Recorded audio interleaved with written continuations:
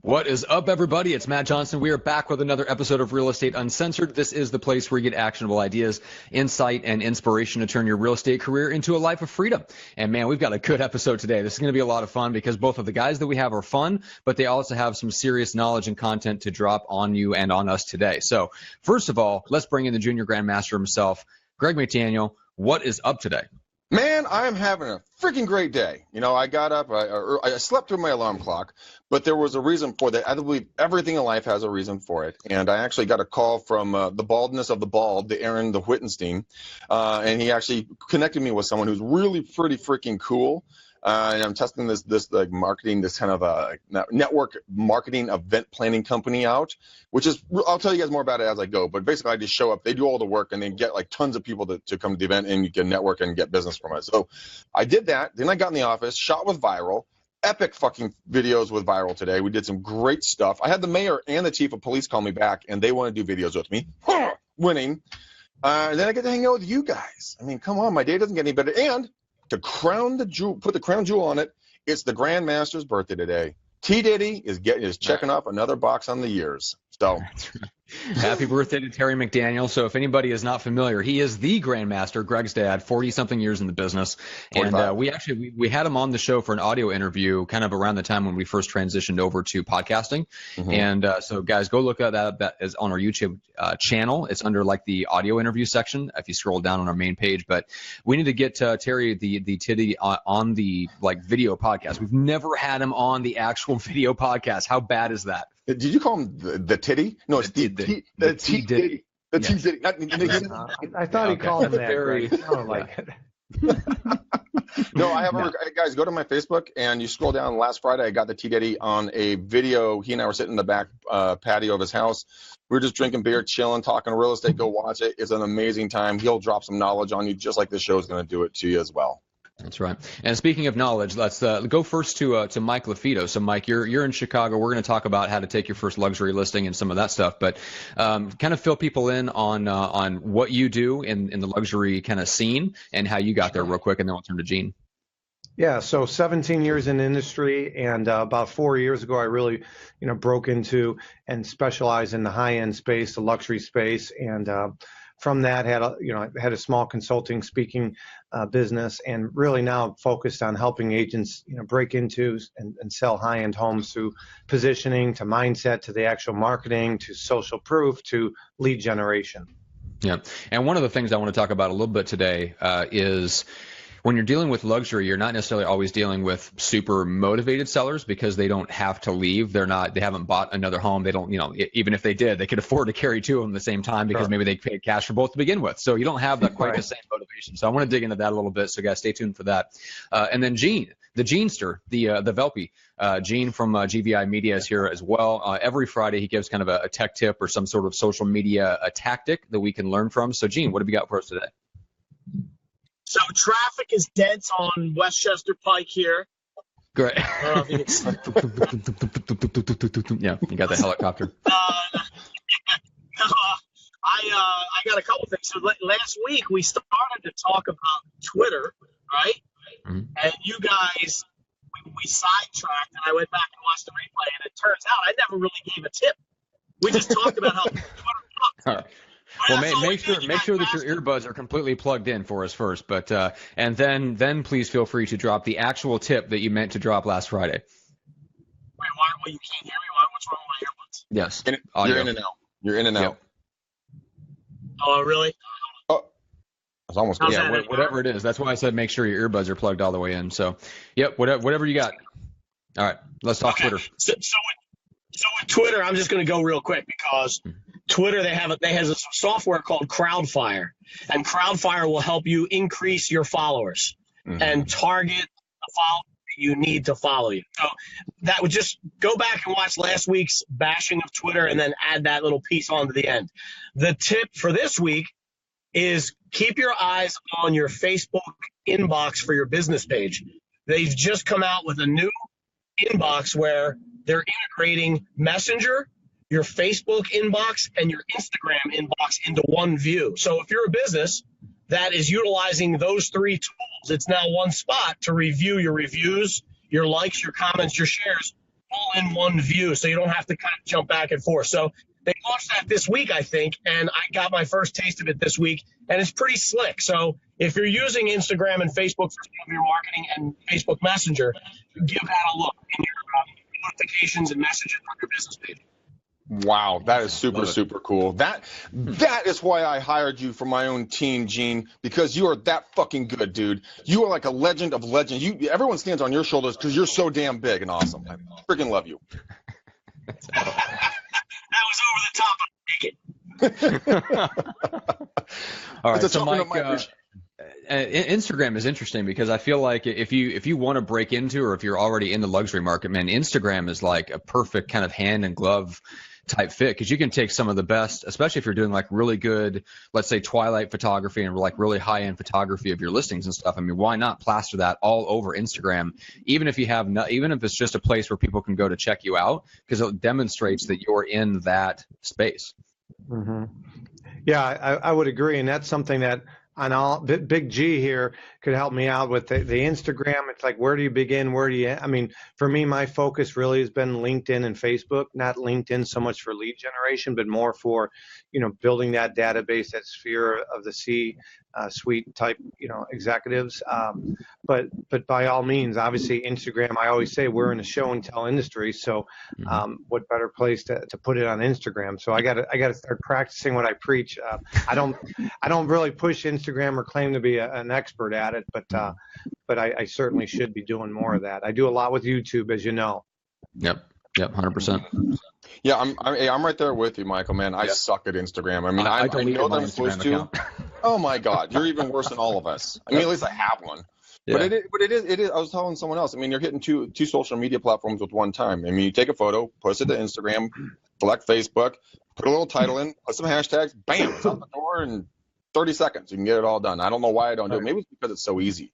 I just forget about it. I'm like, no, I must make my life harder. I must make my life more difficult, Matt. That's why I hang out with them. I think for us, Greg, I mean, you and I essentially, like, you could do a combination of like working from home and working from your office. I work from home. Right. Mm-hmm. And so like it's literally in the same physical environment 99% of the time. So a lot of the photo, like there's only my imagination does not allow me. It does not work in that way where I can take super uninteresting environments and make them super interesting for Instagram. But if you're in the world of, like, Rod Watson's a great example, right? Mm-hmm. So Rod Watson's in San Diego. Mike, we've had him on our podcast for Facebook Live. Rod was on Real Estate Uncensored here last year as well. Mm-hmm. And he was sharing, like, he comes out of the luxury car world and then jumped into the luxury real estate world, which is a very natural jump. It's the same market, same clients, but bigger price tags. Right. So he's into all the events. So he's attending every single event. He's in all the like charity and nonprofit space. So he's out there doing a lot of events. He's doing radio. He's into the luxury cars, and he's selling luxury homes. If you could dream up an Instagram feed that looks like the Kardashians, I don't know of any environment better than what Rod Watson is doing for that kind of Instagram content, and he's a genius at it. So go check out his. He's probably a much better example than anyone that's currently on this podcast. But hey, we are not resourceful, not just because we're resources, because we are resourceful and we can point you to the people that are better than we are. Yes, and that's what we do the best of. And that's why we have these two wonderful guests here. Matt, that'll go the quick little plug for our new product, and then let's get this party started. I just posted it in the newsfeed. It's one of the other things we're bad at. Get Now Business. We're bad at promoting ourselves. GetNowBusiness.com. Go check that out, guys. That's the new course where we tell you how to strategically target the two types of people that are most likely to do something with you in the next 90 days. And those are people where there's some sort of connection already to you, whether it's a shared common interest, a relationship connection, or some type of connection there. And number two is the person that has the need for exactly what you sell, and then you build the connection. We're going to teach you how to do that too. So from both sides of that coin, we teach you how to build the types of relationship and connection that will get you business within the next 90 days. So that's what that's about. That's Get Now Business. So let's turn, Gene, give us a real quick rundown of how people connect with you and learn more about what you do. Yeah, just go to gvimedia.com and hit the contact tab. GeneVolpe.com is the way to go. All my contact information is right there. They're the two easiest ways. Yeah, and Nice. for those that don't know, because we've never really talked about it on the show specifically, but Gene, you have social media packages that are specifically geared towards local business owners like agents, so that you can take the social media off of their plate or much of it. That way, they can focus on doing what they do best, which is like what Mike, what you said, which is actually networking with the people that you want to do business with, and that's what I want to dive into here. So, Gene, thank you so much as always joining us on Fridays with a quick tip. So we'll let you go and get back to your driving, and hopefully you don't crash. Or hurt somebody. Mm-hmm. All right, later, Gene. Hey, Gene. Oh man, Gene joining the podcast from the road. Good Love Lord. that guy. All right. I like this So, little Mike, visitor tab. Like it looked like he was visiting someone in prison or something, you know? He was signing in at the local Philadelphia penitentiary. Oh man. Oh, he's going to hate us. That's funny. I was wondering what that was. Maybe that's a visitor's tag. All right. So, Mike, let's get into it. So, a lot of our audience is going to be, at least for now, on the outside looking in. So they're in the position of maybe they've either they're new to the business or they're coming into a market where they don't have an established presence. So they're kind of restarting in a physical area. And of course, there's agents that have been in the business for years, but they really have never focused on raising their average sale price. They've just kind of taken the listings as they come. And sometimes there's, one will be double their average sale price and they freak out and they panic and whatever. So that's kind of where I want to start here and dig into the nuts and bolts of how to get that process started. So if someone was to come to you like that,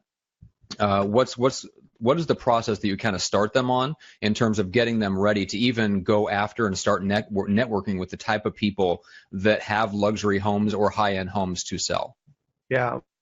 Well, that's a good point. So let's first keep it simple. So the name of the game for real estate agents is get more listings, right? And so those that are watching, listening, there's an old adage, list to live, right? I mean, so it's like the field of dreams. If you build it, they will come. So, build the listing inventory, do whatever you can ethically, of course, to get listings, right? And so, my goal when I speak in a big room, I always say, hey, raise your hand if you got a listing, keep it raised if you have 3 and 5. And so do whatever you can to get those first 5 listings. And it's like when you water ski and when you're pulling someone in a boat, getting them up off the water and up, on their skis takes a lot of effort, but once they're there, it's a lot easier. So getting to that magic number of 5 listings of any price point is key. Now, once you start to gain confidence and kind of develop a listing system, whether it be attracting cold leads or building your database, Matt, getting back to your next question is, how do you increase your average sale price? And of course, sometimes I start talking about high end and luxury and I lose half the room because for whatever reason, limiting beliefs, they think, well, I don't have mansions here or I can't do it. So let's talk about baby steps and then let's talk about long-term goals. So the baby steps would be if your average sale price is $300,000, if as an agent, if their average sale price is $300,000, well, let's just fast forward in a year, and we can increase that to $360,000. So we're not talking monumental changes from $300,000 to $900,000 or something like this. $300,000 to $360,000. What that would do for your business. Now, that might only sound like $60,000, but that's actually 20% increase. 10% of $300,000 is $30,000. So if we can increase you from 3 to 360 or whatever, fill in the blank, 4 to 480, 5 to $600,000, we're talking about increasing your business 20%, selling the same number of homes you sold this past year. Now, from that, you're going to gain confidence and you're going to start to tap in some higher end homes just naturally. Maybe if you're in the 500 range, now you start tapping on some 657s, and then it doesn't happen overnight. So there's a great book that I like. It's called The Compound Effect. Okay. Yes. And Darren Hardy wrote it, and it talks about little tweaks, right? There's an old adage, little hinges open big doors. So again, we're not talking, quit your day job and go from $300,000 average sale price to $3 million. Although that would be nice, and I'm a big believer in shoot for the stars, you land on the moon. Worst case scenario is you increase your average sale price 10% or 30%, or even if it's 5%. You got to start somewhere. Gain your confidence, but listings are the name of the game, and so that's really where I focus. So getting back to your original question, I want to answer that, but I think that's really important for your listeners, because even when I speak, 150 in the room, I know I'm really only talking to, maybe 30 in the room if I just focus only on luxury. So I try to start out slow with little progression, so they buy in and they say, okay, I can see where Michael's talking about. And then from there, then we go straight into mindset. We talk about building a house. I talk about the blueprint and the foundation, but I think a big part of building a house, of course, is the foundation. If you got a weak foundation, the building crumbles, the house crumbles. Well, I think the big part of breaking into and selling high-end and luxury homes and doing so consistently is the mindset. You got to have the mindset that you can do it. The sign behind me says "prove them wrong," right? And I put that there as a visual reminder for all the naysayers, and we all have had those people. And so maybe people say, "Well, Greg, man, your gangster style won't work for high end," or whatever it might be, right? I mean, I love proving people wrong, right? And so there's so many limiting beliefs in real estate when it comes to high end and luxury. I just got off the phone yesterday with a gal in Scottsdale. She's with Russ Lyon Sotheby's. So it's a big Sotheby's out there. She's been in the business, comes from a lot of money. I'm from Chicago originally, and she attended another certification training, and it was 2 days. And she basically said a lot of fluff, and they talked about say this instead of this. I mean, I think that's all BS, and one of my speaking coaches, a guy named James Malinchek, he was great in a lot of things. And James used to always say, the other speakers say you got to walk in a V when you're on stage. He goes, be authentic and just bring great content, basically. And same idea as I tell people, be you, be authentic. I mean, I kid around, the story, but I got a 19 on my ACT. That's not good, by the way, okay, for those of you. And what's worse is I got an 18 the second time, okay? Now, there was a party the night before. I'll give you that, and you can figure out the rest. But my point is, listen, I'm living proof that, in the Chicagoland market, I don't want to say I dominate high-end space, but I'm definitely a player at the time of shooting this. I don't know of any other agent that's got 5 properties on the market for $5 or more million. And in Chicago, that's a big deal. Last year, there's only 3 sales in the Chicagoland market, single family, that weren't new construction, above $5 million. And so it's going to be a difficult task to get those sold. So I always tell people, we don't get paid to list them. We get paid to sell them. However, you can't sell them unless you get that opportunity. And so I use baseball analogies all the time. You can't get a home run unless you get into that batter's box. But the problem, Matt and Greg, the problem is most agents will never step into that batter's box. They're comfortable in the dugout. Yeah. They're comfortable in the dugout. It's easier. They don't want to get in that batter's box. Because what if this? What if I strike out? What will people think? Well, they laugh at me. What if I get hit? What if? And then they what if themselves to death. Or what if you actually get the listing? Oh, shit. Right. Exactly. I'm like, man, like there's an old adage from a Cutco Knives guy. You knock on enough doors, somebody's going to say, fine, let me hear your pitch. And you better be ready when they say that, right? And again, it goes back to your original, what you're talking about on mindset. I mean, I work only in really kind of, when it comes nationally speaking, in high-end luxury marketplaces. That's just what we do. And everyone goes, Greg, I could never work in a marketplace like yours. I'm like, give me a reason why not. Well, because it's too expensive. I've never sold a home that expensive. Let me tell you something, Michael. I know you'll back this up. The people that have luxury, high-end homes, they're some of the easiest people to work with because they get it. They've worked hard. They've made their money. They've bought and sold real estate in the past. They're not the first-time buyer, the first-time seller. They're not counting every single penny most of the times. And they let you be you if you come in with a positive mental mindset and say, look, I can do this. I got this completely under my belt. And even if you've never sold it, but you have confidence because you've sold a home, guys, just because it has 6 bedrooms versus 2 bedrooms doesn't make it any different, because as long as you bring them with quality and professionalism to that listing appointment and show them courtesy and kindness and everything else throughout the transaction, you're going to be fine. But you got to get over your own mindset. I mean, like you said, Michael, be yourself.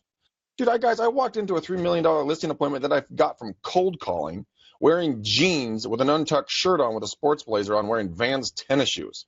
Everyone's be like, oh, I gotta put my suit on. I'm like, fuck that. I'm putting my jeans on. My Lucky Brands jeans. $35. Thank you very much. But they weren't the Nordstrom's $400 mud jeans, huh? Hell no. I don't even know what those are, but no. Those sound like nut Yeah, I huggers. talked to a luxury agent in Atlanta one time here. It's been a couple years ago, but he comes out of the general construction industry, so he was a builder and remodeler, and family business, and that's what he's come out of. Then he got into residential sales. He'll walk into $1, $2, $3 million listing appointments with chucks on. Because that's be him. authentic. I mean, listen, if you're starting out and you don't have a track record, or your company doesn't have a track record for selling high-end homes, you might have to put a coat on and a collared shirt and maybe a tie and fake it till you make it a little bit. But once you have the track record, you can let your hair down. I mean, a lot of the people I know that drive the Lamborghinis and the sports cars and live in multi-million-dollar homes, they're black T-shirt and blue jean type people every day. That's what they wear. But they've built up their business where they can get there. So until you get there, you got to borrow credibility. How do you borrow credibility? Well, leverage your company. So maybe you're at KW and they got a luxury division. Maybe you're at Sotheby's, Christie's. Maybe you're at a small name company. So again, I'm all about sales is overcoming objections. So I've been with small name boutiques, and so I know the benefits, and I have to be able to articulate that to a potential client of the benefits of a small company versus the large brand. I've been with large brand, and of course, you got to know the benefits when you're talking to a seller, why they should hire someone from a large brand versus a boutique. So you got to be able to balance both. So no different than your strengths and your opportunities and your SWOT analysis. What are your strengths, your weaknesses, opportunities, and threats? So you need to know that for not only your office, what the perception of your office is. Because I was doing a training literally 2 weeks ago down in Dallas, and I had two people from the same RE/MAX office, RE/MAX DFW and Associates. They were on the same listing appointment. The one knew she was up against the other. The other didn't know that. And she shared in the class, but I said, this is Swapnil was her name. I said, Swapnil, this is a perfect reason on why you need to know, you need to have a unique selling proposition of what makes you different. Because if you went in that appointment and talked about how RE/MAX is the best and RE/MAX Dallas Fort Worth, and that's all you focused on, and you assumed you were up against Coldwell Banker and some others and not another RE/MAX Dallas Fort Worth agent, you would have lost it. So you have to have your own unique selling proposition. So there's some great brands out there. I've been seeing a lot of people from KW and EXP, and they're talking about them powered by EXP or powered by KW. I'm a big believer, even in my market, like even with I'm with the Christie's brand and Conlon Christie's. It's like, I believe that, Christie's is powered by the Michael LaFido team. Like, so my point is, I feel like I'm my brand. It's not the company's the brand, but if you're starting out from nowhere, leverage your brand, leverage your company, because you don't have that track record yet. And the other thing, and I know you didn't ask this, but I'm going to share it, is how do you define team, right? How do you define team, Matt and Greg? Everyone defines it differently. And so if you're a solo or you don't have the track record, talk about, well, our team is number one in San Diego County, our team. Well, maybe the team is Johnny Rockstar, who's with, radio and television experts or whatever. Don't claim that, you're necessarily on his team, but if he's in your office, I mean, he's a team member, maybe. I don't know. I mean, check with your broker, but it's like, right? Yeah, you can promote. There's a lot of ways. You can promote your brokerage. You can promote the team. You can promote the brand. You can partner with an agent. We've talked about co-listing. I mean, we interviewed Gary Gold on the Luxury Listing Specialist podcast, and he co-listed the Playboy Mansion. He didn't take it all by himself. So that kind of stuff goes on more than probably the run-of-the-mill agent would recognize.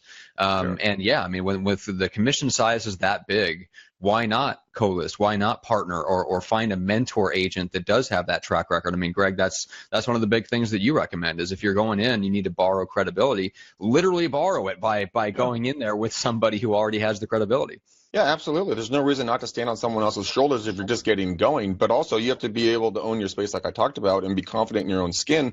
So guys, do record yourself on camera in a mirror, going over your listing presentation, look at your body language, look where your eyes go, where can you improve, time and time again. So when you do step in front of that luxury homeowner or luxury buyer, whatever, probably more often luxury homeowner, what you're going to do is be confident because you've already done the script a couple of times. The funny thing is if you're just getting started and you have a couple of weeks to spare, they did a test a couple of years ago. I think, Matt, I talked about this before on the show, that they made up a fake agent. And then for 8 weeks, they mailed into a marketplace talking about this agent, how great this agent is. Then they stopped. They waited 2 months, and they went back and polled the neighborhood to ask who the top agent is in the area. It was the fake agent. So if you start, if you want to start breaking into a marketplace, start peppering your marketplace with content. So when it comes time for them to sell, you may have borrowed or rented some spot in their brain as the agent, as the go-to person. So I mean that's a good way to start it. Michael, curiosity, how did you start in luxury? What was your first steps? Because I know people are going, well, how do I break in? How do I do this? That's a great point. So about 4 or 5 years ago, I was coaching a couple different agents, had a product I was selling called the Ultimate Listing Blueprint, and had a gentleman invest in that product, and he referred me to a bunch of different agents, and one of the agents was a total top producer and specialized in luxury, anywhere from 80 to 100 million in volume, but he discounted his fees, and so one of the things that they brought me on was to build on the mindset and help with the positioning and the branding, because my big thing is you don't have to discount your fee. You're number one in your marketplace. People should pay your premium, but you shouldn't have to compete by discounting. So it was mindset. And so through the coaching and being shoulder to shoulder and seeing what was going on in the office and what they were doing, I realized, and it was this high-end space, average sale price well over $1 million for this community, where overall in the county is probably 250 to 300 grand, but this community was over $1 million. Wow. Where I realized, man, if they're doing this, using this marketing and the branding that I felt was inferior to what it is we were doing, like the light bulb went off. I always have been intrigued about increasing my sale price, and what better opportunity. So I just went all in, even though it was not a community that I really focused on. And then I adapted the mindset of basically, Greg, have car, will travel. And so, as you know, we talk about, well, I got to tell you the story. I coached wrestling one year, and this wrestling referee handed out his business card and said, have whistle, will travel. And he was trying to say, hey, I'll referee, matches all over the state. Well, have car, will travel. What do I mean by that? Is Chicago, many people, and I'm sure it's the same in your marketplace, they specialize in a certain zip code or a certain community. Well, my philosophy, I guarantee if I was licensed in San Diego, heck, I drive up to Malibu for a $12, $15, $20 million property, even though it's not my central marketplace. So, my philosophy in the Chicagoland market is, I have a $3 million, I have a property that's 2.5, 3 hours away from me. It's $18 million.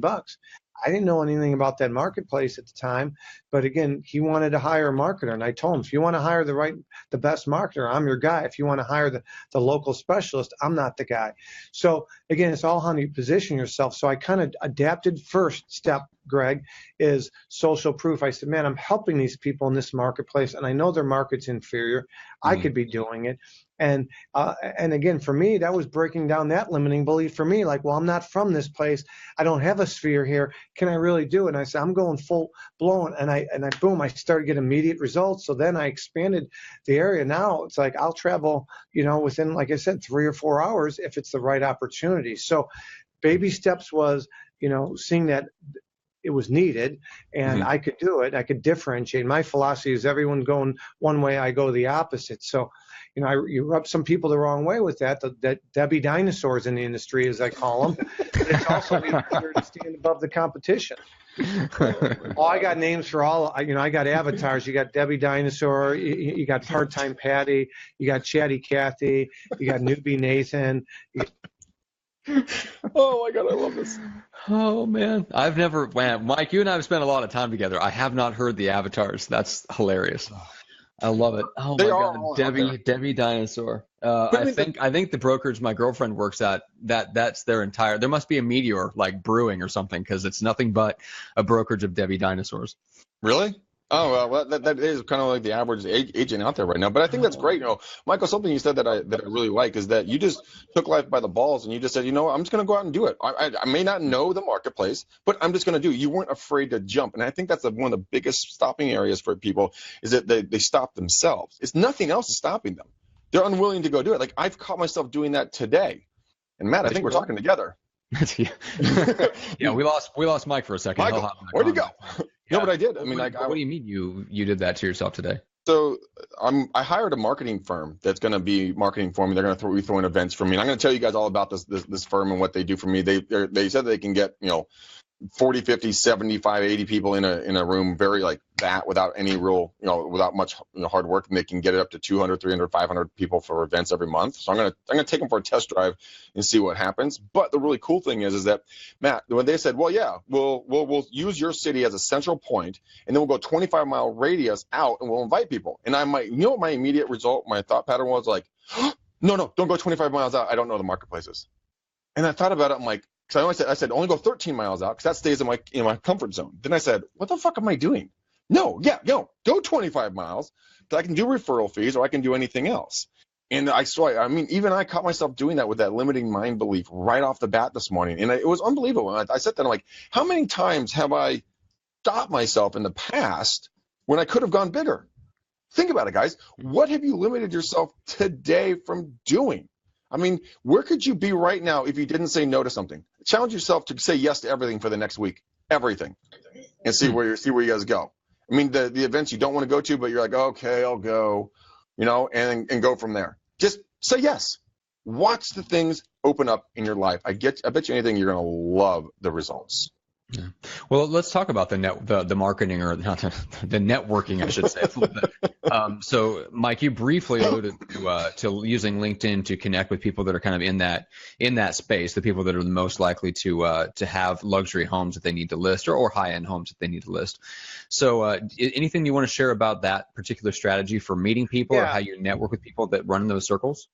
Yeah, so I recommend to agents when I, speak and train on starting a luxury networking group. And let me explain kind of what I have done. And basically, you have leads group, you got B&I groups, that sort of thing. And I was a chamber member of a chamber in a high-end area, Hinsdale, Illinois. There were more $1 million sales in Hinsdale a year ago than any other suburb in Chicagoland. Wow. And the chamber president approached me about starting another leads group. They called it Heroes. I don't know what it stood for, but it was like a B&I group.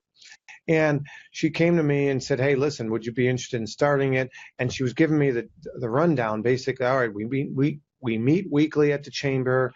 Somebody will take attendance, someone this, and I was like, whoa, way too much structure for me. So I said, screw that. And I basically started my own group. We met once a month, and I invited business owners. At first, it was business owners that catered to luxury real estate. So we had interior design, we had a kitchen remodeler, we had stager, and that kind of stuff. But we've grown the group, and now it's people that don't even have to deal with real estate, but they might not. So I have like a men's clothing, clothier. I have, different, a Lamborghini and Bentley dealership. So now it's just, if you're a business owner or you're a key influencer in that high net worth space, they're invited to the group. They got to check with the host, of course, because I say this is not Noah's Ark. We don't want two of a kind. I don't want two real estate agents there, two builders, two inspectors, right? So it's non-competing, right? So you got to check with me, the host, to make sure that they'd be a good fit. But if they are, we want to grow the group. And we meet 9 times out of a year. We take December off, and we take usually June and July off. And so 9 times a year, like, listen, if you can't commit to 9 events out a year, it's usually 4:30 to 6:30 p.m. We usually do it on a Thursday night. We've tested it. That seems to be the best. And so we do a networking group, and it's all catered towards business owners that their ideal client is a high net worth client. Mm-hmm.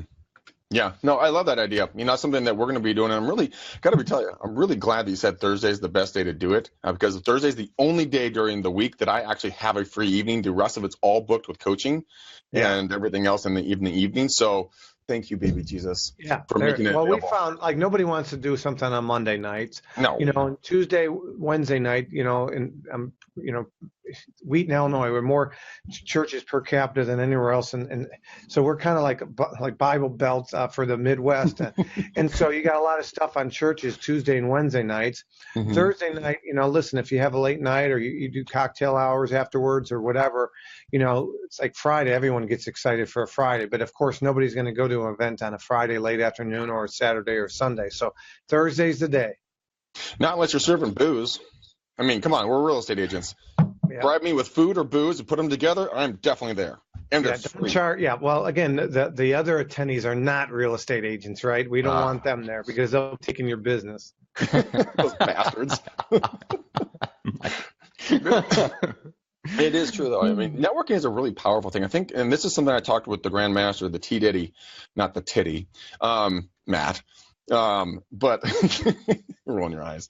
He and I were doing a live Facebook video on Friday, and he said something. It's belly to belly, face to face. And I said, yes, I agree with you, Dad. But we've got to get the people's eyeballs and interest to get belly to belly, face to face with them. So I showed him how to use social media and do the Facebook video and everything else. But it is true. You will make a different type of bond when you're with someone in their same space. Doing this is great. Right. But I don't know how tall Michael is. I know how tall Matt is. Matt knows how tall I am. But you get that chemistry, the human brain, guys, and this is why it's so important. And Mike, I'd love to get your thoughts on this, is that our brain is designed to analyze facial features, and basically we're the best facial recognition system ever created. I can identify a threat or a friend in a nanosecond. And I can look at you, and I know exactly, should I fight or flight?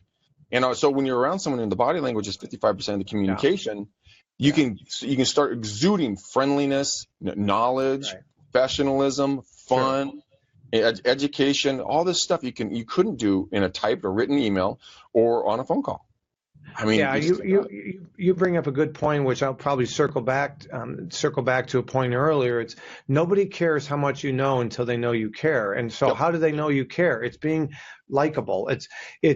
I'm a big disc personality guy, right? And so reading and mirroring and body language and so building rapport, right? Building rapport, having some kind of affinity. So, if you're a Harley rider and you're showing me around the house and you're interviewing me, boom, I got something to talk about. And so, but before we even go on that appointment, I try to do what I call my social media scrub to try to figure out a little bit more about that person. Are there people in my circle of influence that know this other person? What can you tell me about them?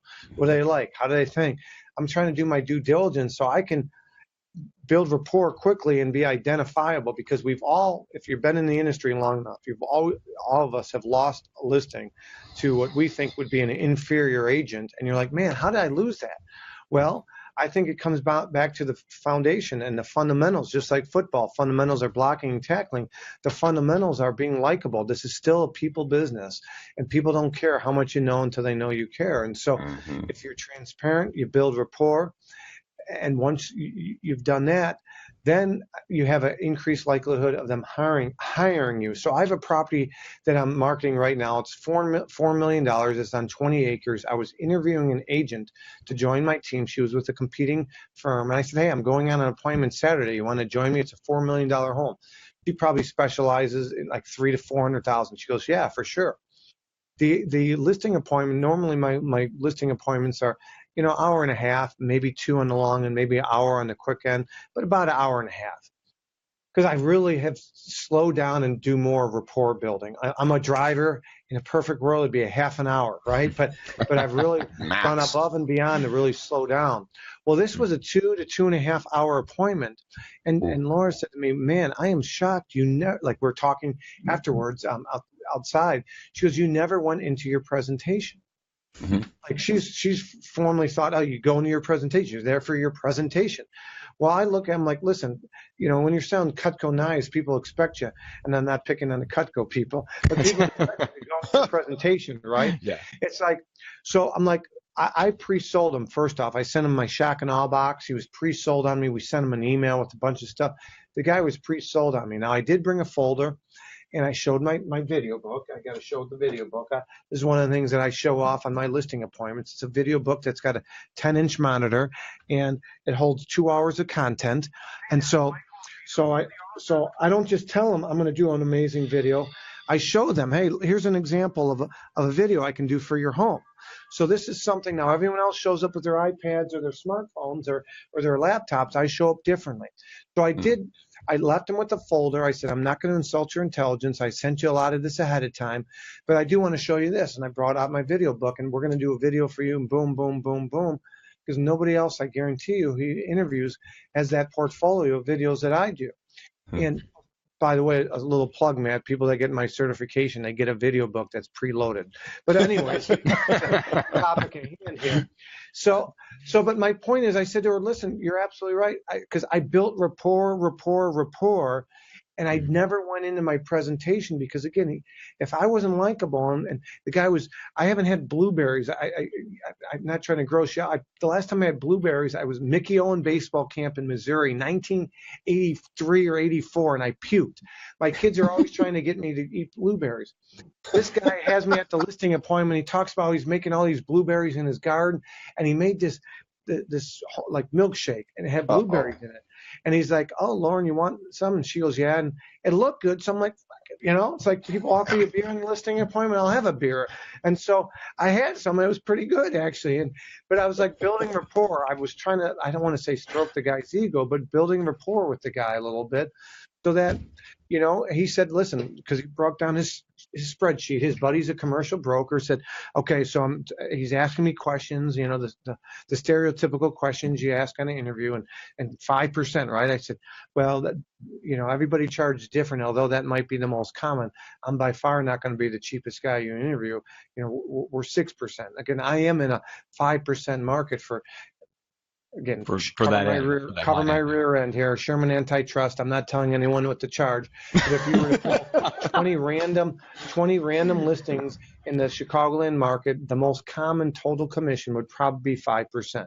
Okay. When you go up in price, in other words, $1 million, $2 million, this is a $4 million, most agents unfortunately compete by slashing their fee. Mm-hmm. So the $1 million plus in my market is probably 4, 3.5, maybe 4.5. And so, like, when he heard 6, but then he listened and watched my presentation. And again, it's all about articulating your unique selling proposition. Otherwise, we're just a commodity. Mm-hmm. You really are. And people will pay really whatever they feel that you're worth.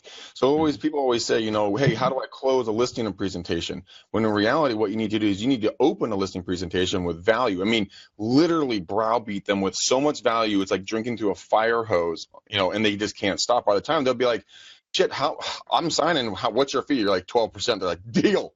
Yeah. No, you're absolutely right, Greg. And that's my philosophy. I'm not an arm twister, right? So I try to present so much value that they're an idiot, in my opinion, if they say no to me. But I'm not going to follow up and beat them to death and twist their arm and say, there's some national trainers and coaches say, all right, let's get started on paperwork. That's just not my style. First off, my penmanship sucks. Even if I wanted to. I mean, don't get me wrong. We pre-type everything. But my point is, that's just not my style. So you have to be you. You have to be authentic. So you're telling me that when you write, when you use this prehistoric device called a pen, you're writing in code. I mean, I call it Gregism because sometimes I'm the only one that can read it. But it's true though. I'm so much like you. I just can't push. I can't do that. I need them to come to me. I need to provide the value to them so that when they're ready to go, I don't feel like a shitball. Like, hey, Mr. Seller, you ready to sign up with numero uno? Right. You're like, it's just not. I just can't do it, man. I mean, and that's a key takeaway for the listeners as well. The most listened to radio station in your market, my market, every market is WIIFM. What's in it for me? All that potential client cares about is what are you going to do to solve them time, aggravation, and money. So if you come in there with your ego and your awards and stuff, okay, those are features, but those don't benefit them, right? They don't benefit the seller. So you got to be benefit driven. How does it benefit them? When I create an ad space, I create a Facebook post. When I create something, I'm talking about benefits, like I'm solving problems. I do a lot of educational videos. You mentioned viral. I do viral. I mean, a big believer in them. And so a lot of my tips was my client. My client's either a buyer or seller. So I just do educational buyer tips, seller tips, or market condition tips. And so you bring enough value that, you're positioning yourself as a leading authority. Yeah, and it's really, guys, if you don't know where to go get the information, look, there's a lot of different locations. Two of my favorite locations to go get information you can provide out to the local marketplace, guys. Go to realtytimes.com. I'll put the link in. Also, you can go to realtor.com, go to their video section, and they got a shit ton of amazingly done videos with really sexy titles that speak directly to the homeowners and the buyers. So you can start creating videos right then and there. You don't have to hunt and peck. This is very easy to do. Michael, you'll agree with me. I mean, all the information is already out there. So find something that resonates with you, put your own twist on it, and then put it out to the marketplace, because the people are going to resonate with you. That's the cool part about it. I mean, you might look at people that are in a $2, $3, $5, $10, $18 million home. But what if he grew up in Wasco, California? That's where my dad's from. It's a podunk, one stoplight shitbag of a town. Literally, don't go right. It's all junkies and weirdos. Go left. Go over the freeway. Seriously. But I mean, if you're from, keep that in mind next time I'm in what the F California. Exactly. But I mean, but people that start in places like that can grow to be multi-millionaires and billionaires, but they respect hard work and they want someone that's going to like them and not use them or just trying to treat them like a piece of meat. They want to have a relationship. And be authentic. Don't tell them what they want to hear. I mean, that's the other thing, and that's one of the ways I differentiate is I don't beat around the bush. Of course, I build rapport, and I'm likable and try to build that trust right through that appointment. Like you said, facial expressions, be authentic, but don't tell them what they want to hear. I mean, know your numbers. You need to know your numbers at your local marketplace, because they might say, man, Greg, I hear it's a seller's market. Well, it is, but up until the 1.25, and they own a $5 million home, and there's 2 years of inventory. So you have to educate them, right? And so that's really key. Yeah, go out. I mean, guys, you go out there, educate yourself, be able to, like you said, Michael, tell them what they need to hear, not what they want to hear. Because if you tell them, like, hey, look, your house is worth $1 million, or we'll say $5 million, but you know it's really only worth like $3 million. Well, then you bought the property, which means ultimately it's not going to sell for that price, which means it's going to tarnish your reputation. It's going to irritate and tick them off because it's taking too long. Maybe they need the money or want to get to the next stage of life. But if you were honest with them and just said, hey, look, here are the comps. This is what we're seeing. It's worth about 3. And they go, you know what? I'm really glad you said that. The last 3 other guys tried to tell me it's worth 4.5, and I've done my numbers, and I know it's worth 3, and I was waiting for someone to tell me the truth. You're like, you're absolutely right. Like, and the flip side is, you know, I do have these scenarios where I think it's worth 3, and they think it's worth 4, and it's there's not enough statistical data to provide either one really. So I say, listen, in those cases, listen, Greg, I've seen properties sell for more than I thought they would. I've seen properties I thought were deals and they're still on the market. So I'm not 100%, you know, all the time. So I'd be willing to try and test the market at $4 million.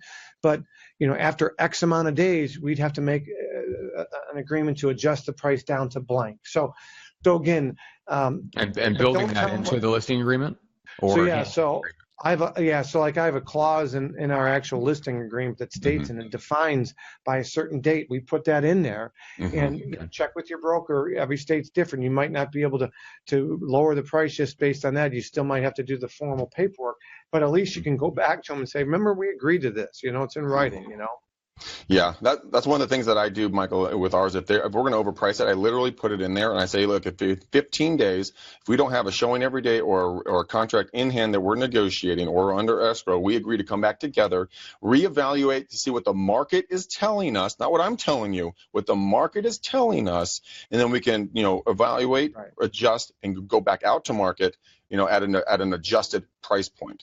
And I never said lower. I never said you're an idiot. I never said anything like that. I let them have the win, because if you give Mr. or Mrs. whoever's the wearing the pants in the relationship the ability to look good in front of the other spouse, and let's say last summer, one of the properties that we listed, it did sell for more than what I thought the comps were. I didn't care. Let him have the win. I got more commission, and we went and bought a bigger house. Everybody won. I'm not, like you said, Michael, I'm going to make mistakes. I'm human. Matt's going to make mistakes. You guys are going to make mistakes. Get over it.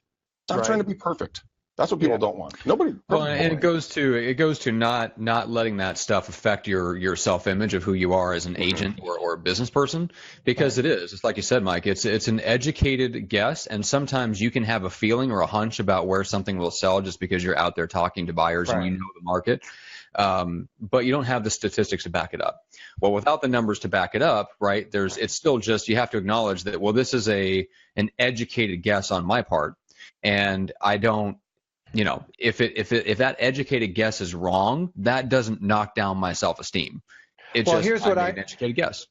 Here's what I recommend as well. If there's not a lot of data to support a price, we're in a Zillow world. So even in the multi-million dollar, in our interview, Gary Gold talked about Zillow, right? So even in the $3 to $5, $10 million, people still will look at Zillow. So if Zillow says it's worth more than 4, then great, we'll leverage that, Mr. Seller. If Zillow says it's worth 2.5 and he wants to go 3.9, then what I recommend, because I have an amazing appraiser that specializes in high end, I recommend to the seller, we got to create urgency. Zillow only says you're worth 2.5, and we're in a Zillow world, Mr. Seller. So we should get an appraisal, and hopefully that appraisal comes in at a favorable number where we can leverage it. Now, if it comes in at 3.2, it's not going to be in a database where it can be used against us, okay, because it's a private appraisal. There's bank appraisal, there's private and bank appraisal. Bank is purchase, refi, and private. So this is a private appraisal. Now, if it comes in at 4.1, well, man, we're going to leverage the heck out of that, and we'll talk about why Zillow's wrong, because look at this. So do you mind if I give a bonus item away? Is that all right? Please do. So market research is the bad guy. Okay, market research. Write that down. Market research. So I like just that. just like you got to check with my wife, or I got to check with my broker. Oh, the market bad guy, research. Yeah. You're research. the used car sales manager. Market research is let me go check with my manager. I don't know if we can do that, right? And they get up and there's this Craig guy wants to freaking get this. And they come back and the manager's not even in the building. No, he said we can't do it, right? So market research is the bad guy. So listen, Greg, I hope we can get you $4 million. I see the value there, but it doesn't matter what I think. It doesn't matter what you think. What matters, like you said, Greg, is what the market thinks, right? And so, but market research. So market research is the other big king. So again, Greg, I love your pink flower wallpaper. I mean, matter of fact, my wife and I bought your home. We'd put more of it up. It's beautiful. Market research, Jeff. So market research is the bad guy, okay? Oh, my God, I love that. Market research says that it might not be the best for this market, but I personally love it. I mean, where did you get it? I mean, I want to tell my wife. Can I take a photo of that, please? Yeah, thank you. Brings up a good point. I mean, I do it, man. I kind of buy into it a little bit. Man, the shag carpeting, yeah, you're right, Greg. It's coming back. The shag carpeting looks great around here. I'm just... You're right. You really can't see the dirt in there. It really does hide at the bottom. Oh, my God. Well, let me ask you, and I wouldn't have thought about this except that we had Derek Evans, who has done a TV show where he has listing, agents pitch real potential clients on listing their home. And so he's just got a lot of data to choose from. But he noticed that if the agent said anything negative about the home before the listing agreement was actually agreed upon and signed, right? So if there's anything during the consultation, anything during the presentation, it almost immediately eliminated that agent from contention in the client's mind. This is by surveys done afterwards. So I'm curious, we joke around about it, like in the building rapport stage, but are you careful to not say anything negative about their home until after the agreement is made? No. Okay. So, but I'm very careful how I say it and articulate it. I think that's part of the reason they're different, because everybody comes in and says, wow, Greg, I love your pink wallpaper. And I say, listen, and so I use that to my advantage. I say, look, it doesn't matter what I think, Matt. What matters is what market research. Today's buyers, they want turnkey. They don't want wallpaper. They don't like brass. They don't like this. They don't. But this is only after this is like 90% into the presentation. Yeah. I built rapport, took the tour of the home. I showed him my marketing. And then I talked to him about, you have two options when selling, Mr. Seller. Option one, or option A, is pretty much as is. It's going to be a lot easier, Matt. There's going to be a lot less legwork to do up front. We could probably go on the market in a week or less. There'll be small little tweaks. I'll make some recommendations. This might take might cost you more money and might take a lot longer to sell, but a lot less aggravation up front. Option two is it might take a couple more weeks, and you might have to make a small investment to neutralize and make your home appeal to more people. Investment, it's not cost or expense. Investment, small little investments. But you're a smart man, Greg. I mean, listen, you got, and I bring it back to cars all the time. So I'm kind of going to my listing presentation right now. But if Greg drove an Audi, say, Greg, like your Audi in the garage, I noticed. Like, listen, if you're going to turn that in and resale, and you could take it to Turtle Wax and buff it out and put some new tires and get the upholstery clean and invest $2,000, and they'd give you $7,000 more. Like, would you think about doing it? And Greg's over there saying, yeah, I probably would do it. Well, we're talking about your $1 million home, your $3 million, your $700, your $180,000 home. Why wouldn't you make some small investments if it could help get your home sold? So that is kind of my transitional conversation, Matt, into pointing out some things. So I'm a big believer. Again, I feel like I'm on this earth for a certain reason. I want to give so much value on that presentation. They've been an idiot not to hire me. And sure, I've lost that they've gone with cheaper people and they've made those improvements that I suggested. But I'm a big believer in karma. I'm a big believer you help enough people get to where they want, good things will happen. Yeah, but I do it in a tactful way. I do it at the end in a tactful way after I have that A, B option. If they say option A sounds more important, then I don't bring it up. They're great because they might say, I got no money. We're in a divorce. We're not going to sink any money into it. So then I say, all right, what can we do on a $0 budget? Okay. Yep. No, that makes perfect sense. Let's bring in a stager. That's maybe if you've got a good eye for color or arranging things. I do not. But my business partner, Chris, he's fantastic. He can look at a room, take all the furniture out, put it back in a different way, take some of it, put it in the garage, and the place looks like a whole different showroom. Yeah. And I just can't see That's that. That's a gift. And 10% of buyers can visualize. In other words, 90% see the way the home looks, the way they see it, or the way it's online. And that includes real estate agents, by the way. So 90% of real estate agents see the clutter. They can't see past it. So that's why you got the We Buy Ugly Houses signs. They can see past ugly. They can see potential. But they're the 10%. 90% can't, Matt. And Greg. So that's why it's our job to position a home to get it sold. I have a property we're supposed to be taking photos next week. It's taken us 5 months. It's been driving me nuts. But 5 months to get ready to go to market. They had green kitchen cabinets. It's going to be a $5.99 million home. Had green kitchen cabinets. We said we have to neutralize. So I had them do a lot of things from staging, Greg, to landscaping to neutralizing. It's a lot of work. That is a process. But most agents have a scarcity mindset, and we got to get it listed right away because what if they have second guessing and second thoughts, and they go with another cheaper agent or whatever? They know, so I get them under contract as a pocket listing, so I'm protected, and then I start bringing my resources and helping. That's really an important thing, a scarcity mindset versus, a growth mindset or anything else. To be a lack or scarcity mindset, then you're going to be afraid of it. Because they already trust you. Get the listing agreement signed and then go out and bring value add benefit to them to net a bigger bottom line. They're going to tell their friends and family and everyone around them, coworkers, man, this guy Michael Lafito, man, he came in and he wasn't pressuring me. He didn't do anything I didn't like, and he helped me get more money from it because he did all these great suggestions and blah blah blah blah blah blah blah blah blah. At the end of the deal, guys, you're the hero of the day by not being pushy and being a salesperson. And I think that's a huge takeaway from this show today. Yeah, 100%. I would agree. Cool. All right, well, let's finish with this. So Mike, you host a show that I produce called the Luxury Listing Specialist Podcast. So I wanted to point everybody over to that because what we do on that show, Mike, is you get to talk to, we mentioned him earlier, like Gary Gold, like the guys that are co-listing, $100 million properties. We're talking about the cream of the crop in terms of luxury agents, but also just agents that are working the high end.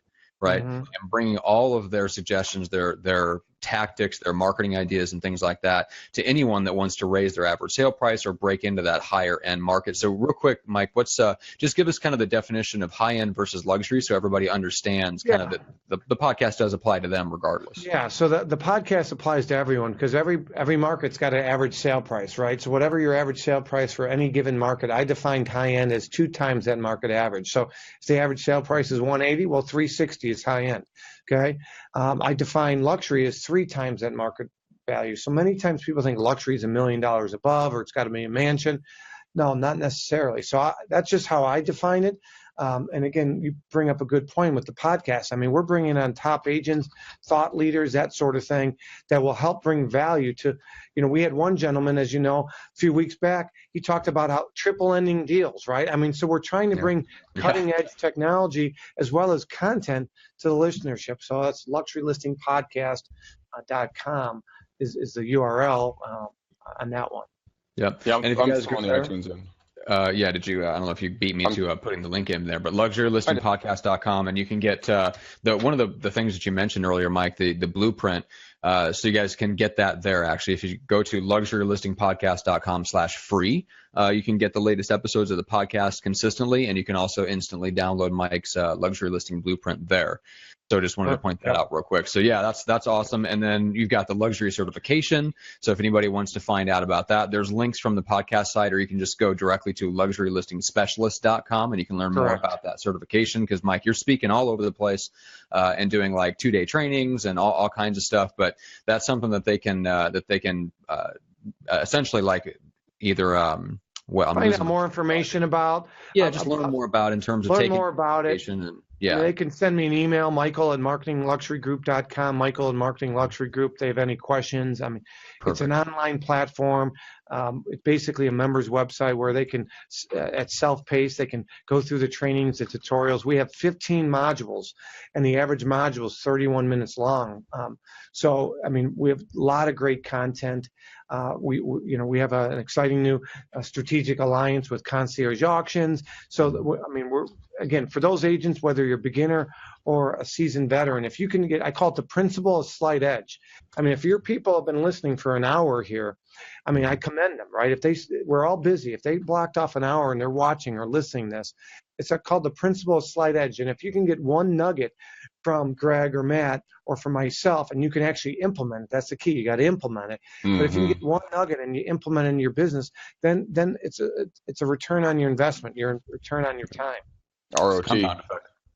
Yeah, absolutely is. And then Michael, I put your other interview that we did with you. I put that in the comments. So if you guys liked what Michael's spitting out today, you're going to love what his original one was. Go back and binge on him, and then go stalk him in the most non-weird way ever. That's funny.